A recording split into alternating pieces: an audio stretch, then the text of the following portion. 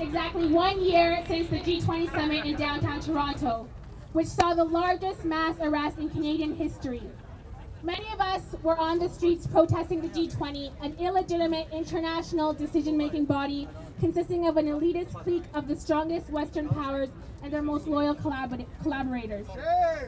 The first police abuse of power happened before a single store window was broken, when they lied about their powers of arbitrary search and seizure. And when they started rounding up protest organizers on trumped-up conspiracy charges. And then proceeded to use burning cop cars as an excuse for collective punishment for everyone unfortunate enough to be on the streets of Toronto. That sucks. And today, we gather here on the lawn of Queen's Park, the so-called designated protest zone, where many of us were tear-gassed, brutalized, and arrested by G20 forces to send a message. We have not forgotten. And we may have been beaten, arrested, and told to stay home. But 1 year later, we are still here fighting for justice in our communities.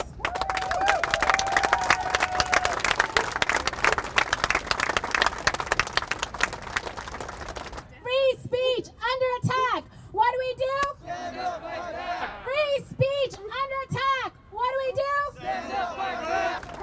1 year ago at this very spot began the violent disruption of peaceful protests, which was followed by mass arrests, arbitrary detention, unwarranted searches, kettling, unreasonable seizures of property, abusive behavior, anti-protesters rhetoric, and finally a serious systemic problem in bringing all of this to light. I was attacked by the police and their representatives here at Queen's Park. I was here at the designated free speech area with my daughter and my wife. My left leg was ripped off by a white male who I cannot describe, as my glasses were in my mouth and I could not see him clearly. The police ordered me to hop. I said to them, with my glasses in my mouth, I can't! And now a year later, I want to know, who's responsible for making the decision to send the cops to Queen's Park, to beat the crap out of citizens, to beat them to a pulp, to break their limbs? I want to know who's responsible for that.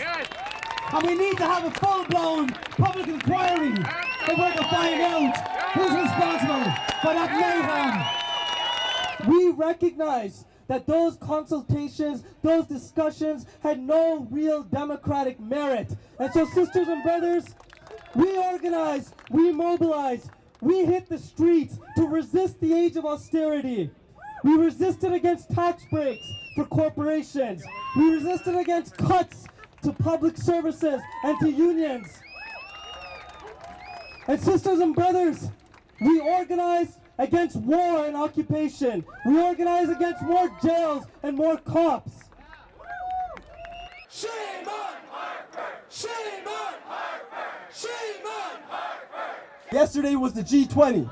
Today it's our brothers and sisters at COP-W and at Air Canada. Tomorrow it's going to be students. Tomorrow it's going to be tenants. It's going to be workers, transit workers, city workers. It's going to be all of us tomorrow. Question, austerity is here. We're going to have to confront that reality, and it's coming with a clenched fist. But we have to fight back.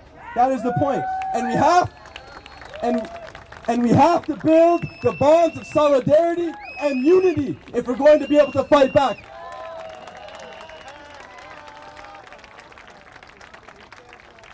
During the G20, we saw a beautiful convergence of movements: the environmental justice movement, movements for queer and gender justice, indigenous sovereignty movements, movements for migrant justice and against poverty. Austerity is about the rich getting richer while the poor get poorer. That's what austerity is. The people are with us. 75, this is today's Star. 75% think it was a mistake to hold the G20 in Toronto. And whose decision was that? 67% say they support holding a public inquiry into G20 policing. And who has to call that? Let's continue to demand a public inquiry.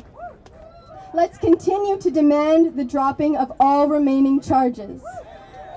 And let's join together in the streets to fight for social justice and to stop Harper.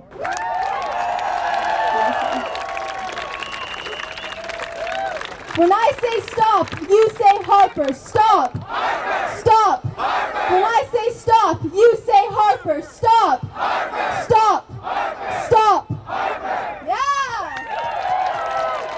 Thank you so much.